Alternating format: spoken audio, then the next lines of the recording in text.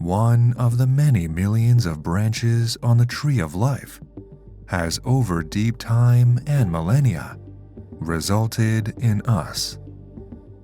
Homo sapiens, the species that all 8 billion of us alive today are a part of. While the story of our ancestors could be traced as far back as the dawn of life on Earth, the Homo sapiens story starts just a mere stone's throw on the geological timescale, just over 300,000 years ago. Consider that there are 66 million years between modern humans and the dinosaurs, and an estimated 3.7 billion years since life first appeared on our planet, and you can see how young our species really is. Our story is a long and convoluted one, and begins in the Pleistocene epoch, a time characterized by the great mammoth steppe of Eurasia, megafaunal animals evolving across the world, and a drop in climate known as the Last Ice Age. How did the earliest members of the modern human species get here, though? Who did we evolve from? How did we live? Where did we live? And what helped us become the dominant species and the only member of the Homo genus on the planet? In today's video, we will be exploring all these topics and more in great detail, examining the world during the Pleistocene and the way our ancestors managed to exploit and thrive in it are key to understanding the mysteries of our own origin. Sit back and relax as we take you on a tour to meet our ancestors, the early Homo sapiens of the Pleistocene. It is important to remember, and often overlooked, that we are still animals. The same evolutionary pressures that apply to every other living thing on Earth still apply to us. From animals, specifically apes, we have evolved, and our descendants will still be animals. We are, despite the differences, classed as apes today, and we sit on a family branch of apes called Hominidae, or hominids. Alongside us are the gorillas, chimpanzees, bonobos, and the orangutans. Gibbons are indeed also apes, but their lineage split off from ours first, and they are now considered to sit within a different family altogether, the Hylobatidae. Out of the extant ape species, we most recently split from chimpanzees and bonobos, apes in the genus Pan, between 8 and 4 million years ago, making these our closest living relatives. After the splits in lineages from all the living ape species, the hominids were free to diversify into all manner of different species, depending on where and how they lived. We will explore our relationship with some of these hominids more closely later in this video.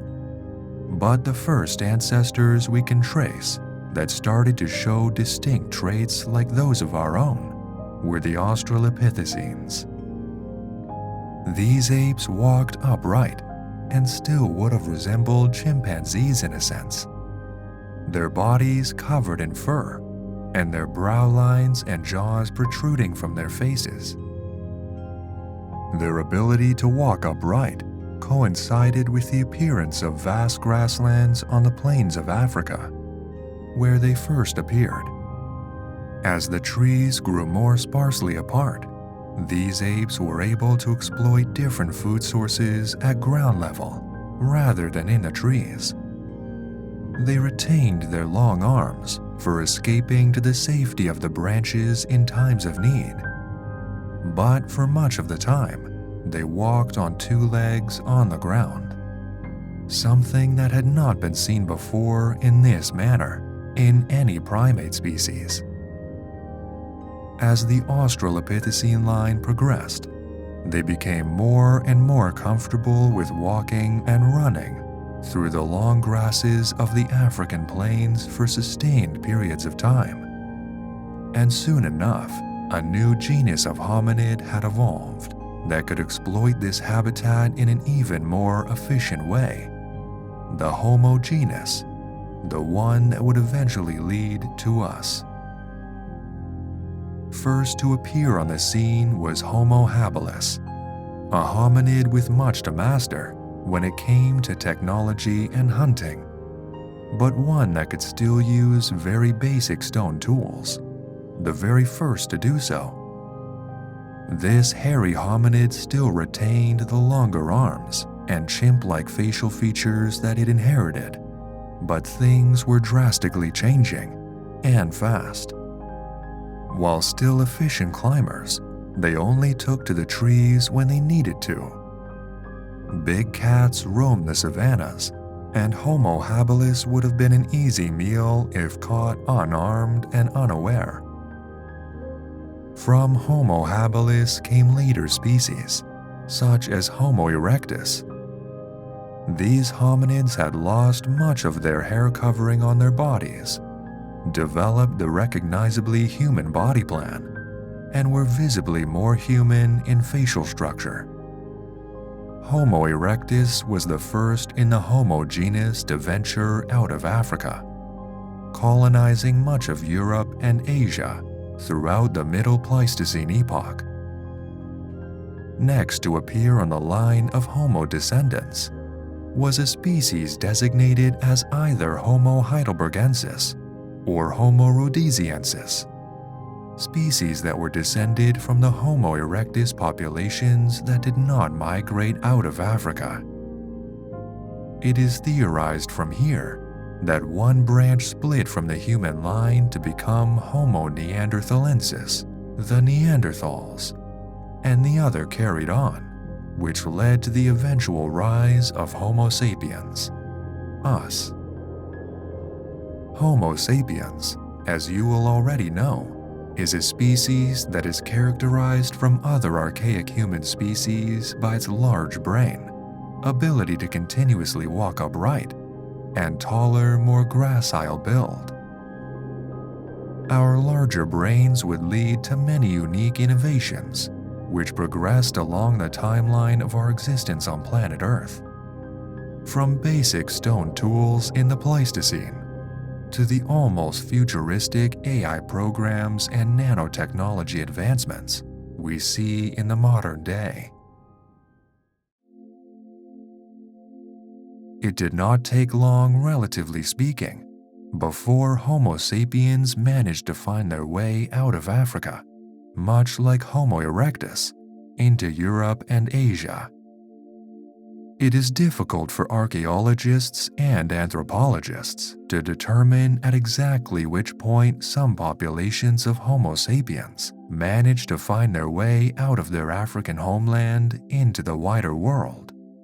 But some speculate that it could have happened as early as 185,000 years ago.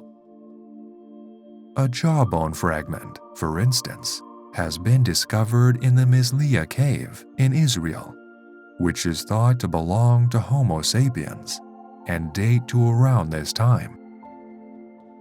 Nearby tools were found which are thought to possibly be as old as 215,000 years, which, if they belong to members of our own species, could mean that we migrated from Africa into Asia even earlier than once thought. Many more scientists hold the belief that modern humans did not leave Africa until around 125,000 years ago. Here, they are thought to have taken one of two different routes, either through the Nile River Valley and into the Middle East, or via the Bab el-Mandeb Strait, the narrowest point of which connects the northeast coast of Djibouti in Africa to the southwest coast of Yemen in Asia. Either way, the Middle East and Western Asia would have been their first stop on a migration event that saw them span the entire world. some humans would have settled on the Arabian Peninsula, possibly eventually finding their way to India around 75,000 years ago. However, these early migrations may have ended in disaster for the human race. Studies that have been undertaken on the Y chromosomes and mitochondrial DNA on both modern humans and prehistoric Homo sapiens present many mismatches and gaps. For one reason or another, it seemed the first humans to explore the lands outside of the continent of Africa did not survive in large enough numbers to leave their mark on the modern human genome. So what happened? Amazingly, it could have been a massive natural disaster that led to the first wave of migrants being all but wiped out. Specifically, this is thought to have taken the form of the Toba eruption, a massive supervolcanic explosion that took place in Lake Toba, Sumatra, Indonesia. This took place 74,000 years ago, when 2,800 cubic kilometers of ash and pyroclastic flow were launched into the air. The remnants of this explosion have been discovered as far as the East African coastline, an area which encompasses almost all of the land explored by modern humans at this point. Many groups of early humans living in Southeast, South, and West Asia would have been lost in the eruption or choked by the ash, leaving the remnants of the species majorly in Africa. However, our story obviously does not end there. Today, humans can be found on every continent and major island the world over. So how did we eventually get there?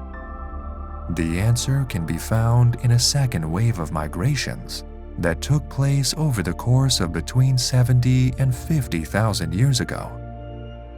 A large group of Homo sapiens, possibly just less than 1,000 in size, managed to find their way across the Red Sea via the strait at Bab el-Mandeb.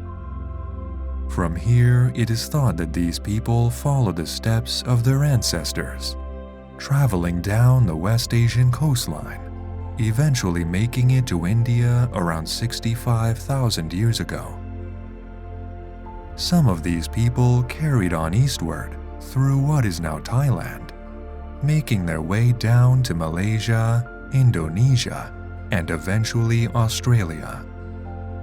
Australia was likely settled in its entirety roughly 40,000 years ago. When our ancestors reached the Indian subcontinent, it is thought that they split off into two groups, both of which headed north in separate directions. Around 45,000 years ago, those who traveled east made it to China, eventually spreading out into the Korean peninsula and the islands of Japan around 35,000 years ago. Those who headed west eventually made it to Europe via the northern reaches of the Arabian Peninsula. This happened around the same time the eastern populations reached China, and this migration saw them reaching as far as what are today the countries of Germany, France, and Spain. Conquering the rest of the world took a bit longer. Populations of early Homo sapiens in Europe did not reach the northern realms of Scandinavia and North Russia until around 12,000 years ago, with Iceland only being populated a mere 1,000 years ago. Populations in Asia, however, spread out in a wide range of places. Some headed north, populating the remainder of Russia around 12,000 years ago. Around 25,000 years ago, humans first crossed the Bering Strait, connecting Asia to North America. The first Americans reached what is now the mainland United States around 16,000 years ago. 2,000 years later, populations had reached the furthest realms of South America, and at this point, much of the world had been reached. Finally, one of the populations of humans living in China managed to migrate across the South Pacific between 3 and 1,000 years ago, some of which eventually made it to Madagascar too. Humans had, at this point, traveled to nearly all of the currently hospitable regions the world had to offer, and it wasn't long before we would take over for good.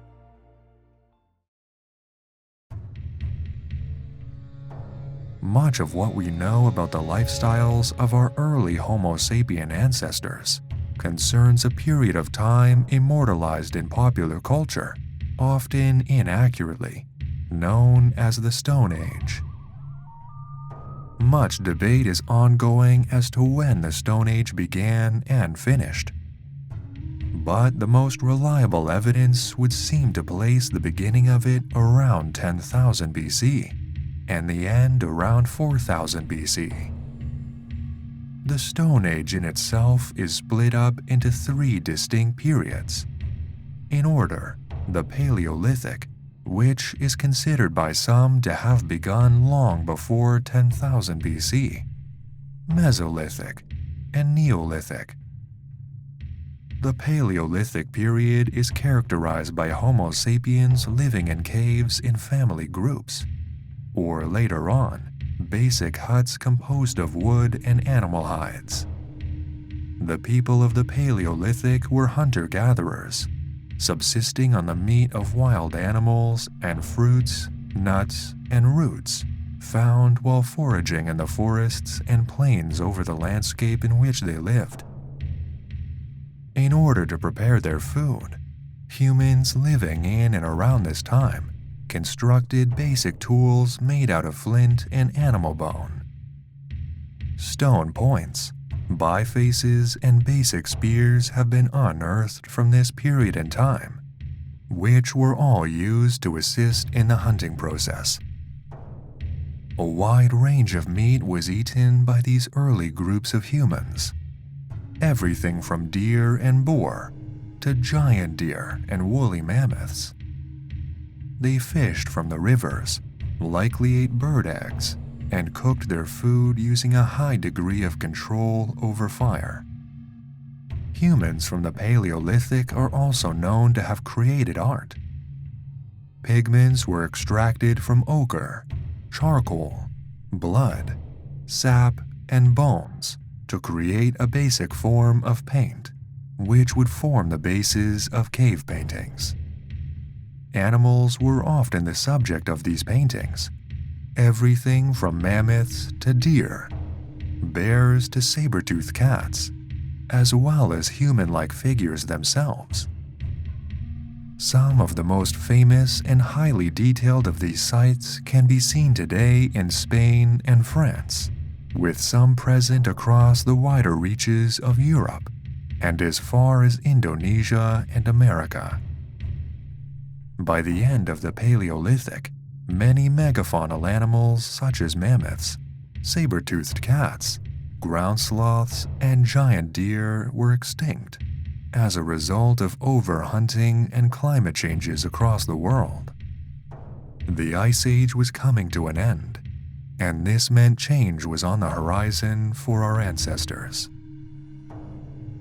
Humans were able to hone their tool-making skills across the following Mesolithic period.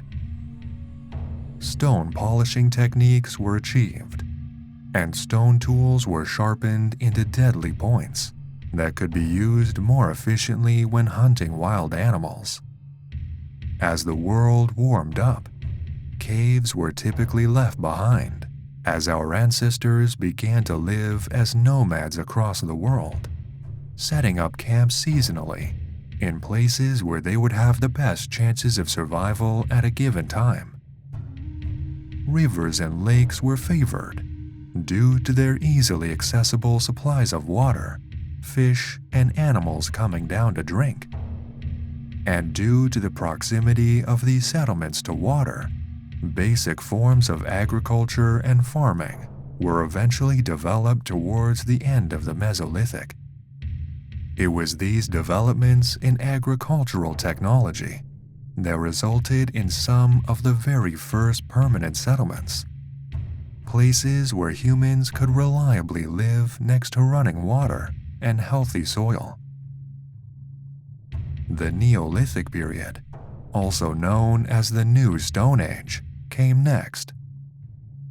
By this point, humans had all but abandoned their hunter-gatherer lifestyles, opting to live in established communities on the banks of rivers and lakes.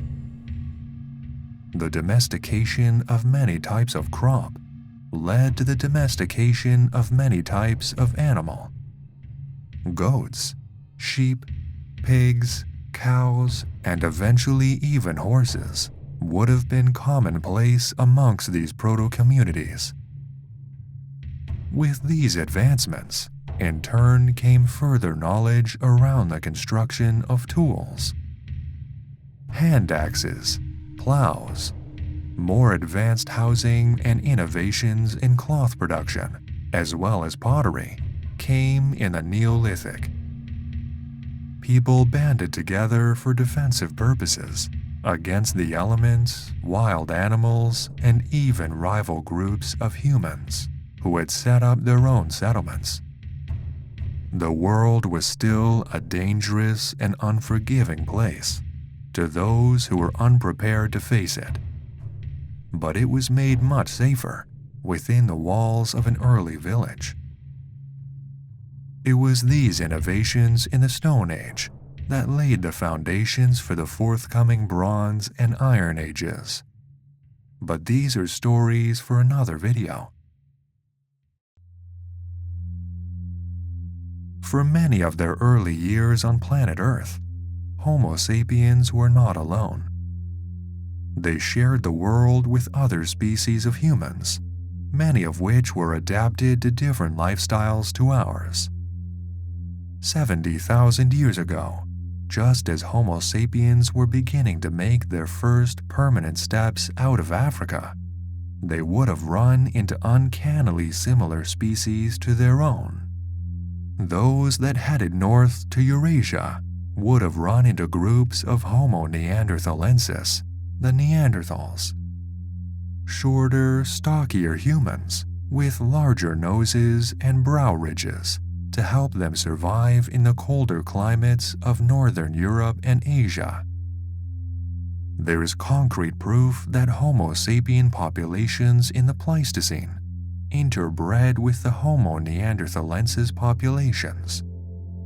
To this day, the average percentage of Neanderthal DNA present in the genome of people from Europe and Asia is around 1 to 2%. It is fascinating to think about how some of the first interactions between Neanderthals and our ancestors played out. Both parties must have been incredibly curious at first. But how did it progress from there? We know that not all encounters between these two species were violent, but was there ever any struggle for territory or resources, which could have led to combat? Did they most of the time just prefer to avoid one another? With future archaeological advancements, perhaps some of these questions could be answered. As migrating groups of Homo sapiens headed north and east into the far reaches of Siberia and China, another species would have come into contact with them. Another species we have covered on this channel, and one of the biggest mysteries of the Pleistocene, were the Denisovans, popularly referred to as Homo denisova. Fragmentary remains of Denisovans have been found in caves across Russia and China, and it is not out of the question that our ancestors could have bred with this species as well as Neanderthals. Denisovans are thought to have been interacting with our ancestors as recently as 15,000 years ago, and as far south as Papua New Guinea. One more, much lesser-known species of humans also existed on the planet at the same time as our early ancestors. Homo floresiensis, often referred to as the real-life hobbit, in reference to the diminutive lead characters of J.R.R. Tolkien's novels of the same name, was a very small human species that was endemic to the island of Flores, in what is now Indonesia. Some evidence may suggest that modern humans reached the island of Flores just as Homo floresiensis were dying out, and that our two species may have interacted. There is no evidence to suggest that we interbred with them, however. Adult Homo floresiensis individuals are known to have reached a maximum 3 foot 6 inches in height, slightly over half the height of the average modern human man. Their descriptions are startlingly similar with the famous Flores folktale of the Ebu Gogo, a race of reported contemporary dwarf humanoids that lived on the island up until recent times. As fascinating as this tale is, there is no evidence to suggest that Homo floresiensis has been present on the island of Flores after around 50,000 years ago. It wasn't just 3 amazing species of archaic humans that we shared the planet with throughout the Pleistocene epoch, however. The Pleistocene was characterized by the abundance of incredible megafauna, that is, very large species of animal, across the world, from the outback of Australia to the forests of Europe. Almost every group of humans would have been lucky enough to witness this cast of animals firsthand too. Those living on the mammoth steppe of Eurasia would have witnessed the iconic herds of migrating woolly mammoths, which they would have opportunistically hunted when the conditions were right. Megaloceros, a species of giant deer, would have been present in Europe at the time, and woolly rhinoceroses would have been a dangerous adversary to any humans who came in contact with them. Add into this the presence of cave bears, cave lions, and even cave hyenas, and you have a very dangerous environment for human beings to live in. If not for their superior intellect and technological capabilities, these early people would have been near enough defenseless out on the steppes of Eurasia. In the wider reaches of Asia lived creatures such as Gigantopithecus, a huge relative of orangutans, and the largest ape to ever live in the bamboo forests of China.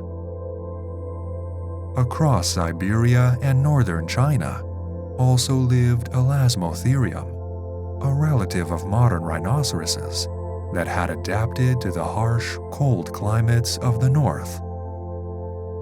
Humans who stayed in Africa would have encountered a variety of elephant, hippopotamus, and rhinoceros species, as well as big, extinct cats such as Dinofelis, a known predator of our ancestors. North America would have been home to huge mastodons, similar in form to the mammoths of Eurasia, as well as giant ground sloths and Titanus, a huge genus of flightless, predatory terror bird. South America would have seen our ancestors coming face to face with unfamiliar hoofed mammals, such as the gigantic Toxodon, as well as armadillos the size of cars. Also present here was Smilodon, the most famous saber-toothed cat ever to live. Oceania, on the other hand, was a world of its own. Those settling on Australia would have come into contact with colossal relatives of modern marsupials, such as Procoptodon, a giant kangaroo, and Diprotodon, a huge relative of the wombat. Thylacoleo, the marsupial lion, would have posed a threat to our ancestors as it hunted in the trees above, whilst giant birds such as Dromornis and Geniornis wandered across the scrubland forests. This world was not our own, yet. You'll have noticed that in the modern day, there are no Neanderthals, there are no Denisovans. Homo floresiensis is long gone, as are the spectacular megafaunal animals of the Pleistocene. Why is this? How did it get to the point where we, Homo Sapiens, are the sole survivors of the trials of the Pleistocene? The answer to these questions are more surprising than you might have first imagined. Let's start with the early humans. The Neanderthals and Denisovans were, at the time they existed, perfectly adapted to their lifestyles in the frigid northern reaches of the Mammoth Steppe. We were adapted to tackling very different habitats, and the contemporary species, with their stocky bodies, barrel-shaped rib cages, and large facial features, seem to live very different lives to us. As the Pleistocene progressed, however, conditions and climate changed. The world warmed up, and this took away much of the Neanderthal and Denisovan habitat from northern Eurasia. These conditions would have allowed our species, better suited and more adapted due to our increased brain power, to migrate northwards into the regions once dominated by, say, Neanderthals. The Neanderthals, on the other hand, would have been forced into a corner, less able to exploit the food sources available to them when faced with the competition of Homo sapiens. Add to this the possible impact of violence between our two species, diseases to which we were immune, yet Neanderthals were not, and even genetic consumption through interbreeding, and you have a species which was unfortunately in its waning years of existence. Around 40,000 years ago, the last Neanderthals began to pass away. The Denisovans, however, lasted much longer, persisting in Asia until as recently as 15,000 years, before their species were outcompeted by the adaptability and intelligence of Homo sapiens. The disappearance of other species of human coincided with the disappearance of many species of megafaunal animals.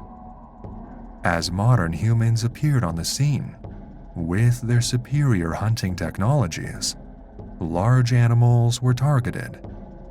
This would likely have been a direct result of their massive size. It would just take one hunt to sustain a community for a long time. However, our early ancestors would have had no reliable way of tracking global animal populations in the way we do now.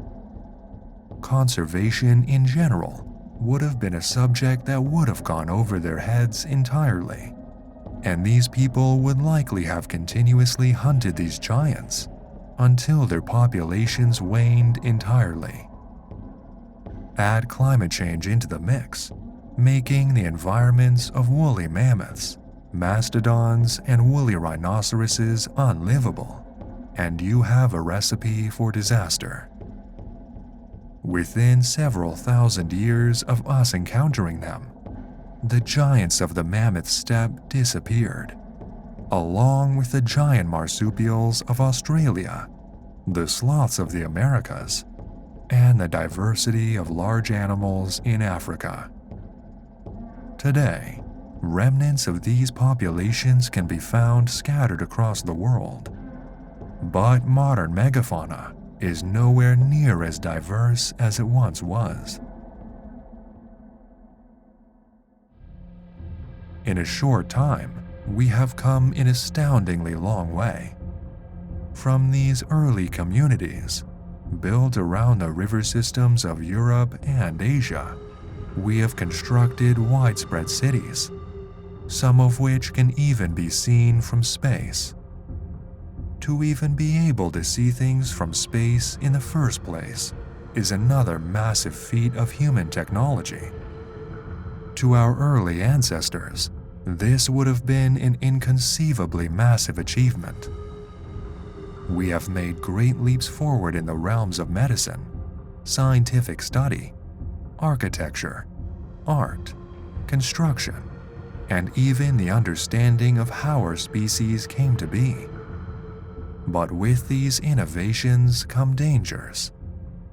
Weapons, some of which can cause death and destruction on catastrophic scales, have been used to kill members of our own species in horrific wars. Animals are being wiped out at an unprecedented rate as a byproduct of some of our industrial advancements. New diseases are arising that are affecting our growing global population. Take the COVID-19 pandemic, for instance. Since the year 1998 alone, humans have grown in number by a staggering 2 billion. If this is to continue, we need to take action. The resources may simply not be available to support this growing population. And what happens then? Will we look at fixing this problem closer to home, or will we look to the stars for the answers? Could humans eventually see themselves living in other areas of space? How might our species look in another 300,000 years? What about 3 million, if we can survive that long? These are all fascinating questions, some of which it is incredible that we can even ask them at all, given our humble beginnings on the grasslands of Africa.